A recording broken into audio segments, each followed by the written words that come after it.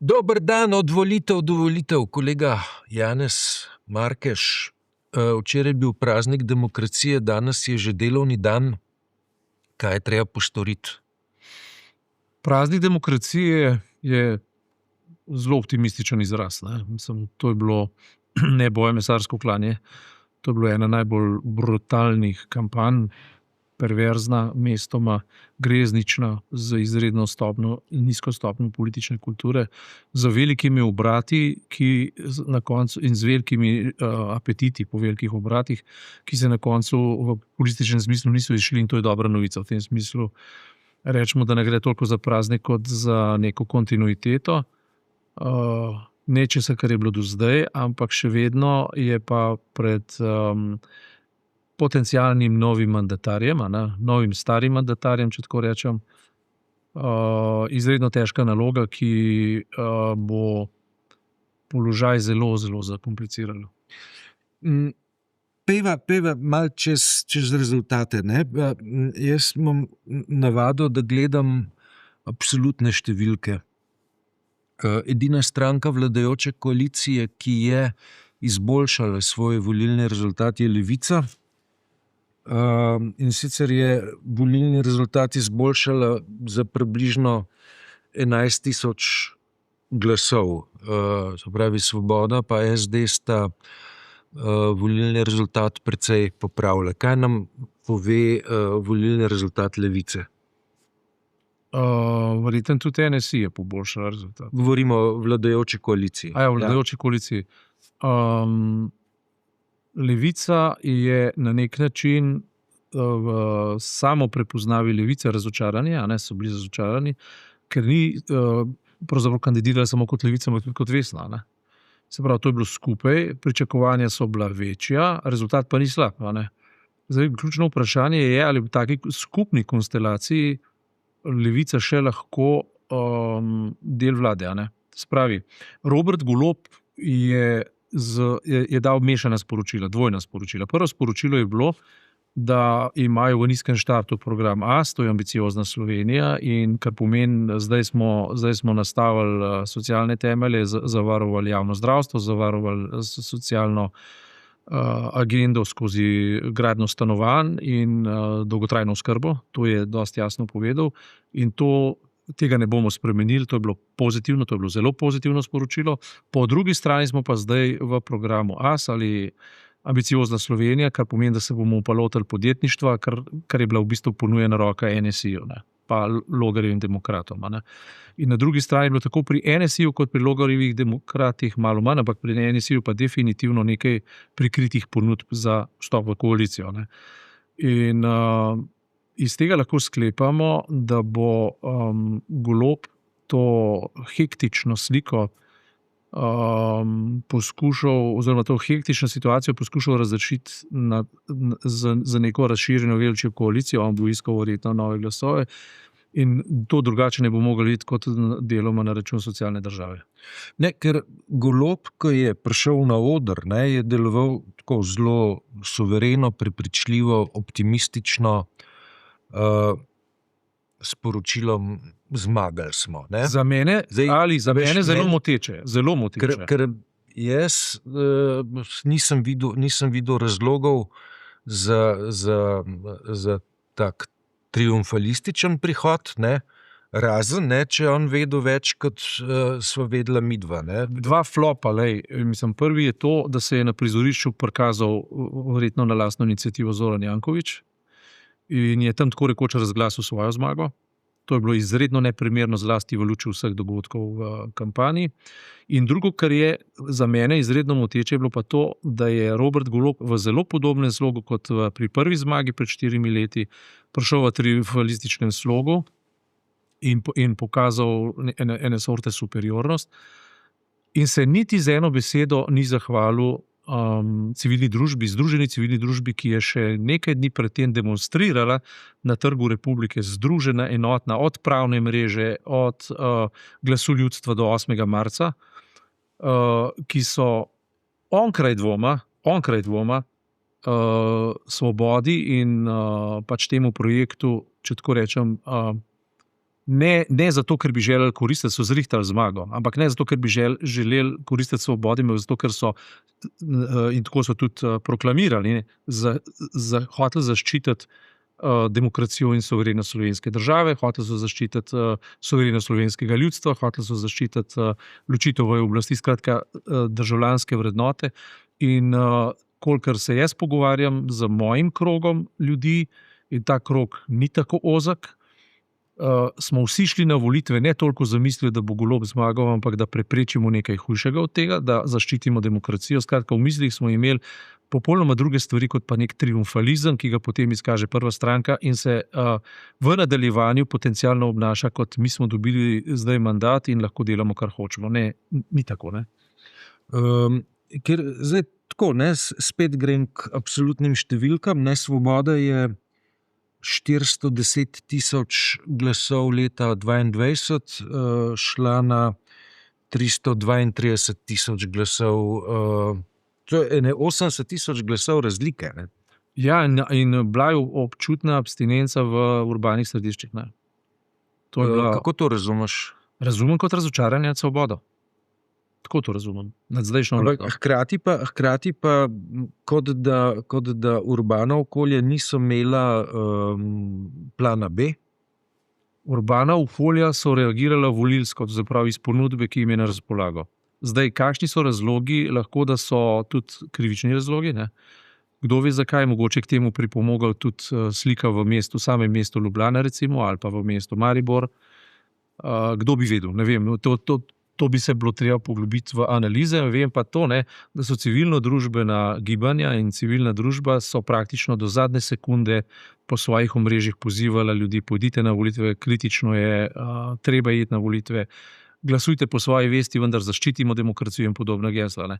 In to, da Robert Golob v svojem nagovoru, dvakratnem nagovoru vsaj, ne, ni niti enkrat tega omenil ali pa se zahvalil tem civilne družbe, pa za mene zelo, zelo nesprejemljivo. A bojo predčasne volitve? Predčasne volitve, če bi vlada delovala v ritmu, v kakršnem je delovala prvo leto ali prvo leto in pol, recimo, bodo zanesljivo predčasne volitve. Zanesljivo, ampak je pa tako, da se je v drugi polovici svojega mandata popravila, šla je revidirala je svoj pogled na javno zdravstvo in se je pravilno postavila in rezultati so do zdaj, recimo temu, opogumljajoči. Ne. Potem se je postavila v kurs dolgotrajne oskrbe, skratka postavila se je v nekaj, kar so narekovale vrednote, ki jih je promovirala Levica. Ne.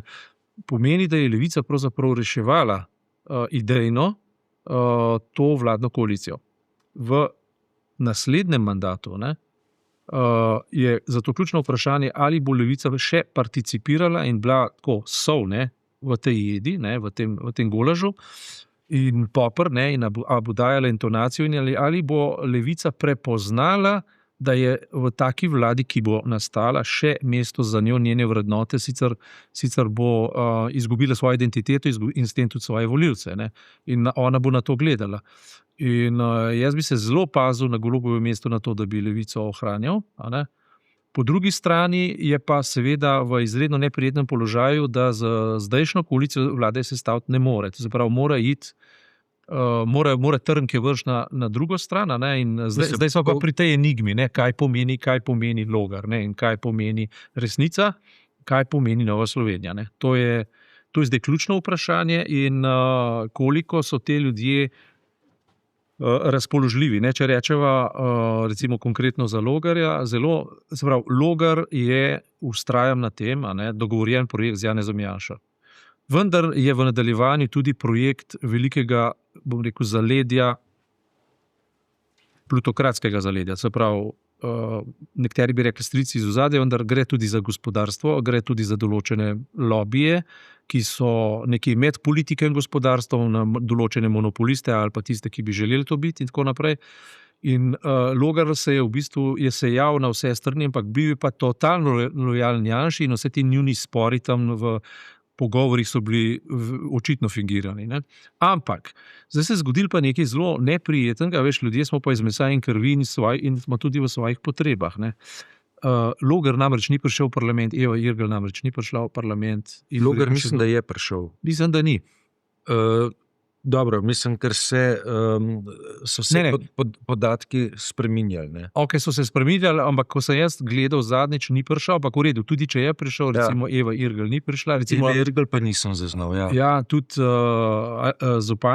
se pravi, Urška Zupančič ni prišla, ne? In tako naprej. To so in nekateri, recimo Šetinc ni prišla. Ne? Skratka, to so nekatere stvari, ljudje bodo potrebovali službe. In če bodo potrebovali službe, in to so bili izpostavljeni, recimo Eva Irgl je bila praktično stalno številka 2 podpredsednica, stalno je stala v boku. Janez Janša pa ni narejen tako, da ima zavezo do prijateljev. Ne? To zbora, tudi če je prišlo za dogovorjeno igro, pri ljudeh je prijelo, da so izdajalci, zato so bili kaznovani do neke mere. Ne? Ta rezultat je mimogrede za Logarja porazen. Ne? In seveda, to je porazen rezultat. Pri vseh ambicijah in investicijah, ki so bili položeni v to stranko, pa v tega politika, je to porazen rezultat. On se je malček predstavljal celo kot mandatar. On se je predstavljal kot nekdo, ki bo sestavljal vlado. Ja. In to vse vključujočo vlado. In kar je najhujš, padla je beseda, tako rekoč, vseh soočen, tehnična vlada. On je rekel, mi potrebujemo tehnično vlado. To je tako ostra ideologija. Ne? Se pravi, tehnična vlada pomeni ne levo, ne desno, na bolje, so včasih rekel. Ne? Veš, strokovnjaki, igra strokovnjakov, to je plutokratski besednjak in je sam po sebi tako močna ideologija, mnogo bolj kot trda levica, mnogo bolj kot trda desnica. Ja. Mislim, v tem smislu je Janša bolj čist, zaradi tega, ker se ve, kam odhaja. Odhaja v protofašizem in skrajne levice praktično nimamo, ampak če bi jo imeli, bi vedeli, kam odhajamo. V Kremelj ali pa v nek Mao Tse-tung program ali karkoli že. Ne?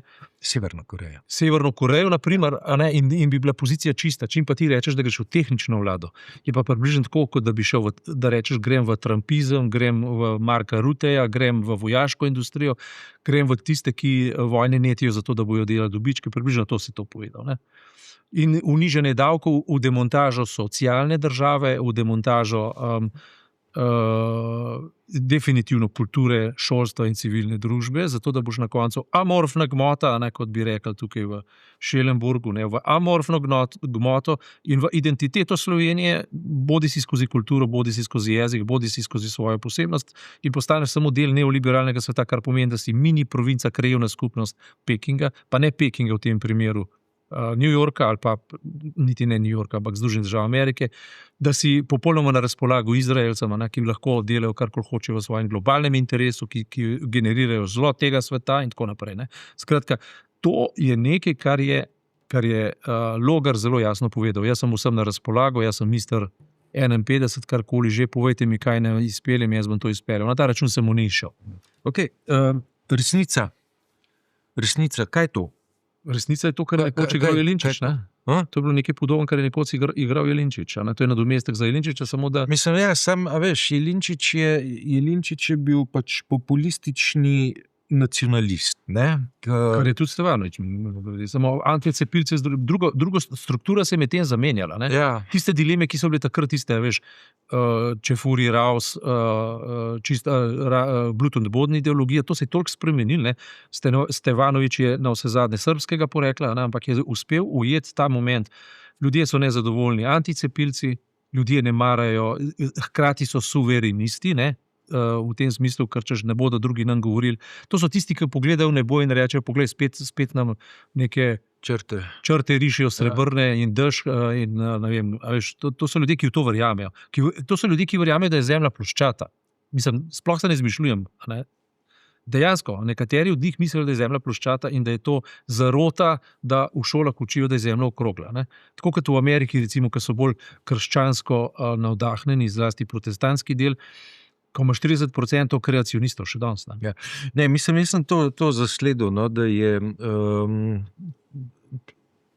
poudarjeno govoril v smislu naklonjenosti Ruski federaciji, ne, oziroma potem je to obrnil na način, ne, da v našem interesu mora biti, da se z Rusko federacijo razumemo zaradi tega, ker To je Orbanova govorica, ker to imamo je desna govorica. probleme z energenti. Ne. To je Orban zelo jasno povedal. Orban je rekel, mi ne bomo podpirali Ukrajine toliko časa, dokler ne pustijo ruske nafte, da pride do nas.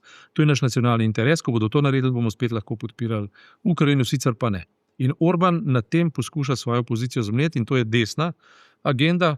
In Stevanović je naredil eno miksturo vseh agend in jo udomačil na ta način, da je uspel je dosti elokventen in vse tisto, kar pove narobe, in če mu kdo to učita, reče: oprostite, pustil sem vas govoriti, zdaj pa vi mene pustite govoriti, kljub temu, da noben argument ne zdrži, ampak on to zna elokventno povedati, on to zna skomunicirati in je na tej retoriki ujel pač toliko ljudi, kot jih je ujel in resnici na ljubo zelo podoben je bil takrat Jelinčič. Jelinčič je,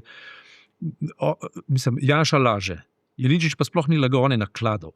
In če je to vseboval leži, je bilo to v okviru nakladanja.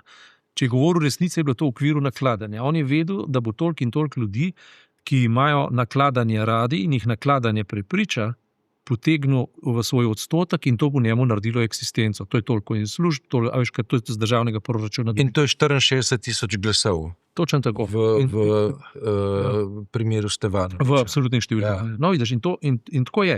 Se pravi, v 2-milijonski populaciji 60,000 lahko napumpaš, če tako rečem. In on je zdaj na razpolago, kaj on hoče. 3 vitalna ministrstva, hoče notranje ministrstvo, hoče zunanje ministrstvo in finančno ministrstvo. On je ambiciozen, ker pravi, če sem jeziček na tehnici. Ne? To je nekaj podobnega, kar je unovčil nekoč iz praktično nič. Ne? Je to unovčil Karel Erjavec, ne? Če se spomniš. Ja, je bil lep čas. Se upravičujem, šef diplomacije, ne, na ta račun. Ja. In danes se ima za starega mačka, za politika s kilometrino, v bistvu je bil pa vedno samo mali mešetar. Okay, 3 elementi odločajo na volitvah, med drugim tudi to, kdo ni prestopil praga. Se pravi, Pirati, Prebilič.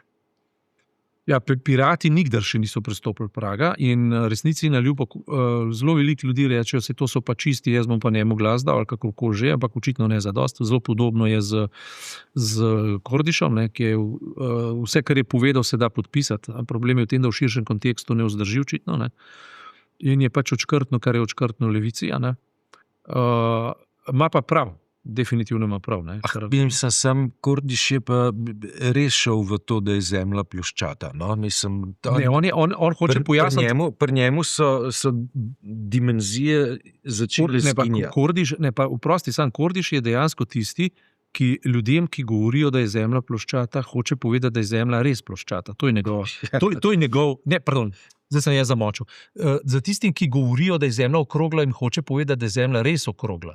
To on hoče povedati. Problem je samo v tem, da ima funkcijo preroka, ki ga na koncu križajo. Ne? Vedno. Ne? Ker on bi moral biti resnica, Pikasi, recimo. Ne? Tle bi morala vloge zamenjati. Ne? Ampak to je pač usoda ljudi, ki govorijo naravnost. Ne?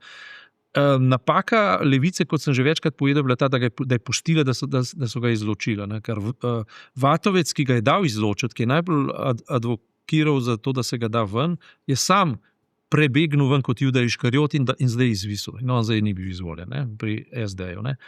In paradoks je to, da zdaj levica nima ne enega in ne drugega, lahko bi imela pa oba. In če bi imela oba, bi danes verjetno bil odstotek drugačen, ne, kot je bil.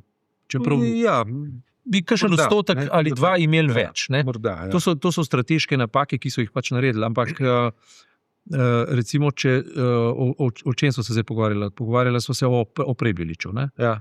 Prebilič je pa tipičen primer praznega označevalca, brez pokritja kakršnega koli lobija, ker med tem je svoje poslanstvo izgubil. Zapomnimo si, on je takrat vstopil v prostor iz kdo ve čigave pobude, ampak vstopil je v prostor tako kot Logar, vendar brez dogovora, ne, jasnega, ampak v rezervni varianti Goloba, ki je takrat izgubljal svoj sijaj. In takrat je nekdo recimo temu, v njegovem pogledu, zdaj govorimo o Prebiličevem pogledu, so strici iz ozadja ugotovili, da bi bilo mogoče imeti plan B, in on se je samo prepoznal v planu B, ali pa ga je še kdo drug prepoznal. Ne? Potem, če se spomniš, in mislim, da ga je to odnesel, je pa sam naredil neko konstrukcijo, ki je predpostavljala globoko ozadje, in je rekel, da bi rad videl, da bi ga Milan Kučan podprl in da ga je šel vprašati, oziroma v enem od intervjujev. Ne. Ja. Tisti je bilo zelo, zelo čudno in po mojem mnenju tudi pogubno, ne. Ker zdaj Milana Kučana zdaj razglašati za Don Vita Corleone, to je lahko samo v bolani Janševi glavi. A ne. To je funkcioniralo v času, ko je Milan Kučan imel realno moč iz prehoda iz stare države v novo državo, ko so bile tudi nekatere realne naloge, da je bilo treba narediti mili prehod, da ne bi slučajno prišlo do, temu so rekli takrat revanšizma, ampak do pravne države, v katerem bi nekatere stare funkcionarje povprašali po starih grehih, jih niso. Ne. Ampak zdaj pa Milan Kučan prej igra neko modro vlogo, kot pa vlogo, ki mu jo Janša pripisuje še iz konca 80-ih let. Iz čigar on tudi kuje zamero, da je bil zaprt v zaporih tukaj, ne, ko je bil aretiran JBTZ, v aferi JBTZ. Ne. In mi gre to došti zdaj bolj vedno povedati. Jaz sem bil takrat sveto prepričan, da je Janša jagnje Božje in čista žrtva, ampak iz današnjih oči pogleda, on takrat ponarejal dokumente. On je verjetno realno ponarejal takrat dokumente. Ne? Ponarejal ali prirejal, ponarejal, karkoli. Prirejal najbrž, ne? Dobar, mislim, to je zdaj ne od srede do srede debata, nova tema, ja. Z široko razpravo. Ne? Ja, ampak se mi zdi, da iz tega pogleda za nazaj, dobro, mi smo takrat seveda nagradili njegovo prirejanje, tako da smo obsodili JLA in pa, kar je bilo logični izid, takrat se mu je to pač izšlo, ampak je pa nek vzorc, ki se od takrat do danes še ni spremenil, očitno. Ne. Mislim, treba je omeniti še nekaj, ne, če omenjamo zdaj že civilno družbo, ne, ta afera Black Cube. Ne. Kako bi se pa volitve razvijale, če te afere ne bi bilo, recimo? Ne. Kako bi se, to je zanimivo vprašanje. No, pa o tem v sredo. S tem šla naprej. Dobro, pa za današnje potrebe probajmo torej ugotoviti, da te volitve pomenijo, da do enega puča populističnega pač ni prišlo, ampak da to še ne pomeni nič, zato ker bo treba sestaviti novo vlado, v kateri bo treba obraniti vrednote, ki so bile do zdaj, hkrati pa nastaviti politiko, ki bo povečala stabilnost. Ne? In Robert Golob je tukaj pred zelo, zelo, zelo velikim izzivom, ki je po drugi strani pa tudi velika priložnost. Ne? Ampak, a bo to vzdržal, ne bo vzdržal, če bo cincal, tako kot je v prvem mandatu, 1 leto in 1 leto in pol, če se spomniš, da takrat v zdravstvu vrgel 200 milijonov v propeler, ne? Predčasne volitve jih je možno zračunati, tako rekoč na sekundo natančno.